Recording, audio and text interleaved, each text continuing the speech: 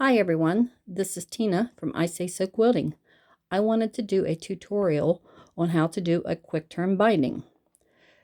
I jokingly call it Stephanie-ing a binding because my friend Stephanie, that is her preferred method of doing a binding. I personally don't care for it. If you're going to go to that work to make a quilt, then I just prefer to use a separate binding, and I like to cut it on the bias because it's able to be maneuvered a little more easily around your quilt. Whereas if you're doing a quick turn, you have the back of your quilt that you're bringing to the front. Two sides will be on a bias, but not a true bias, and then two sides will not be on a bias, and those can get tricky to work with. You may get waves and stuff in your binding when you're trying to sew it down because there is no give, and plus it's already sewn to the back of your quilt, so that you cannot work with it independently. The first thing you're going to want to do when you get your quilt back from your long armor, you're going to want to go through and trim all your excess batting away from the quilt. And be careful that you do not cut the back of your quilt backing when you do, or you've just kind of defeated the purpose of a quick turn binding. So I'm going to go through, I'm going to trim this off, and then I'm going to take my rotary cutting ruler, and I'm going to put it on the 1.5 inch mark. And I will line that up and then make the whole cut up through there and trim that away to 1.5 inches all the way around the quilt. Once I get that done, I'll be right back. Hi guys, I'm back. I have this quilt trimmed 1.5 inches all the way around.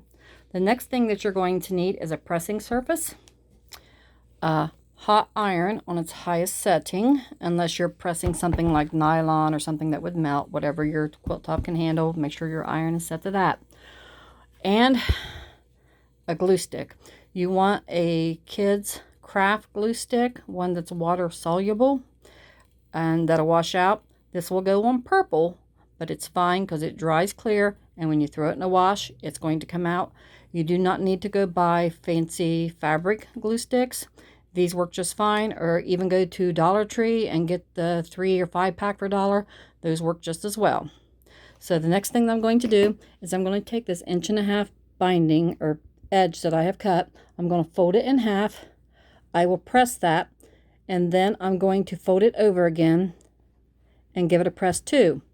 Open it up and then put a line of this glue down this, and then I'll go through and I'll press that down, and it will hold it in place when I take it to the sewing machine without pins or clips, and it makes it a lot easier to sew. So I will start that, and I will be back in just a sec. Okay, I have pressed it over half a fold, met the raw edge up against the raw edge of the quilt, put a little bit of this on. See, it's not very dark. I know there's some purple in it, but just run that down through there. I promise you it is not going to hurt your fabric. And then take it over, stick it down, and if you need to pull it back up, you can. I take my iron, give it a little press,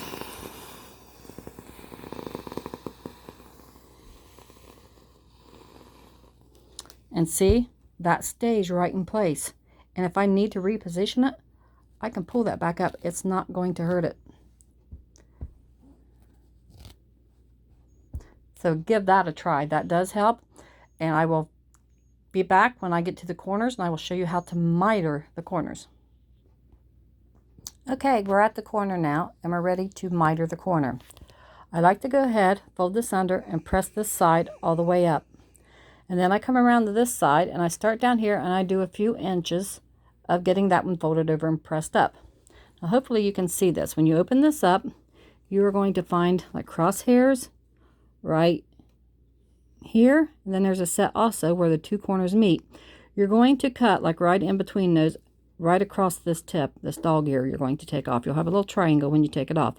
You want to be about 1/4 inch from this first crosshair mark.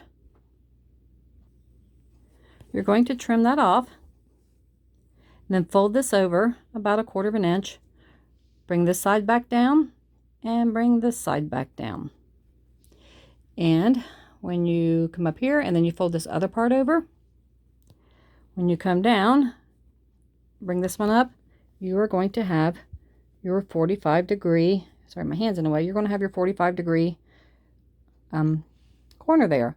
You will continue all the way down your quilt and do the same thing at each corner. And this one all has glue, and so it's easy to pull back up. You do not necessarily have to glue that, just give it a good like that and a good burst of steam. I will tell you about this iron. If you want steam, this is an exceptional iron for that. But after about a year of owning it, it started leaking really, really badly. Water will actually gush out of the cord here. And as you can see on this pressing mat, it's been leaking as I'm doing this today. This is not a Walmart iron. This is one that was highly recommended for quilters. I paid a lot of money for this iron. I think I paid, after my discount and everything, well, before my discount, I think it was close to $140 for this iron. Well, Rowenta, after 1 year, will not stand behind their iron. And they told me that because I have a quilting business, that this was not home use and they would not stand behind it. And even at that, after a year, their warranty does not stand behind it. So, here is my advice. Don't buy a Rowenta. I love the faceplate. It is as smooth as silk when you're ironing. Check out all them holes. This thing puts out steam. Look at that. This will actually, when it gets built up, will actually lift the iron up off the surface when steam is fully built up. It's an 1800-watt iron. Other than the fact that it leaks, I love the iron. I can always just leave the iron dry, but why did I pay all that money for an iron that I can't use all its features? So my next iron will not be a Rowenta, a company that stands behind their products. I stand behind them and I continue to support them. So, and this is a company that does not. So with that being said, I'll continue to do this quilt, and when I'm getting ready to put it on the machine, I'll get back with you. Okay, I have the quilt all pressed over now, the binding all pressed over. What I like to use is a stitch and a ditch foot. As you can see it here, I'll see if I can drop it off the machine. It has like a little flange on the bottom that will guide.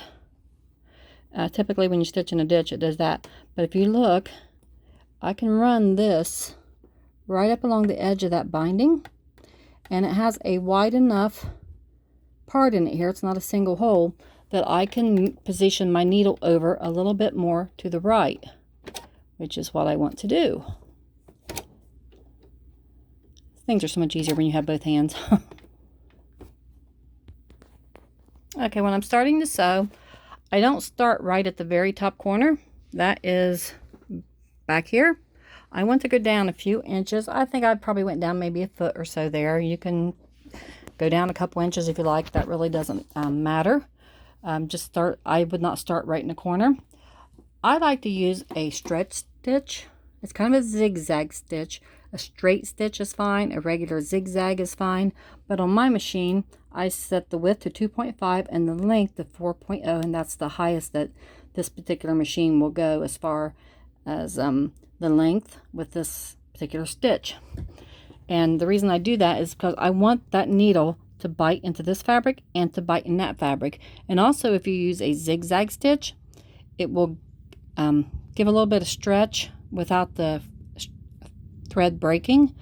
And when you're in bed, quilts get tossed and turned around a lot and kicked and rolled on, so giving that little bit of extra stretch I think helps.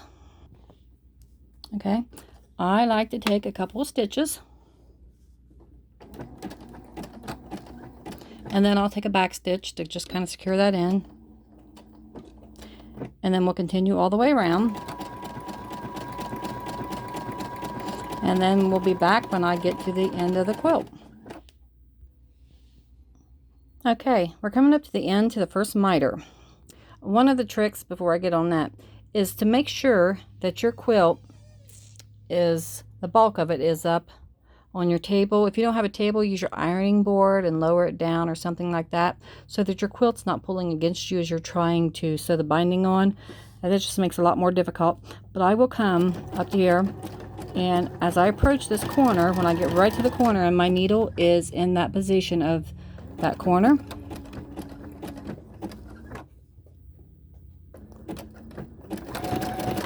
I'm going to stop with my needle down, pivot the quilt, and I want to sew this down. You can go through later after you're all the way done and sew those down, or just turn the corner and continue sewing. But I like to come up here. I'm going to sew this down. I will lock my stitch, cut the thread, and then I'll come back in and I'll start again in that corner. As you can see, I've sewn up that corner. You're going to go through with your scissors and snip off your excess threads, because no one likes threads hanging around on a quilt. And then I will put it back down here, and I want my needle to go right in here at this point. I will take a couple stitches and back stitch, and then I will continue all the way around the quilt.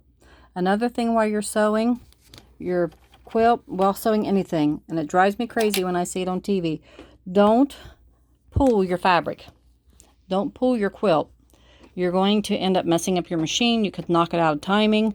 It has feed dogs down here that that's meant. These teeth down here, that grabs your fabric so that you can sew. So for you to pull it through, it's okay to guide it, but if you're pulling on your quilt, you're pulling it and you're also pulling that needle.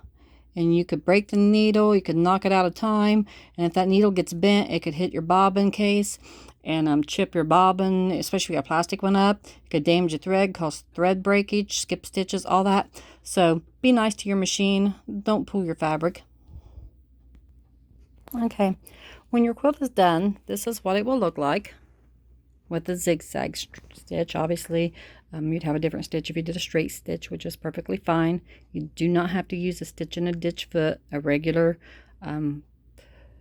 foot will work on your machine, whatever you typically use. And then the back will have a slightly little decorative stitch on it, and it finishes up nice. You may get a few little puckers, like right here we have one. We can try to press that out. On the sides that don't have bias, they will get worse. It's just one of the burdens that you have to put up with when you are working with quick turn binding, because of not having a bias to work with all the way around your quilt. But anyway, that is how you do a quick turn binding, and as we say it here, this is how you Stephanie a quilt. So if you're in a hurry to do a quilt, baby quilt, something like that, this might be an alternative. So I just want to show people out there how to do it if you're interested in doing it. Thanks, guys. Make sure you hit the like and subscribe buttons on the YouTube channel. It helps me when you do that, and I appreciate it. Thank you, guys. Have an awesome day, and keep sewing and keep quilting, more importantly.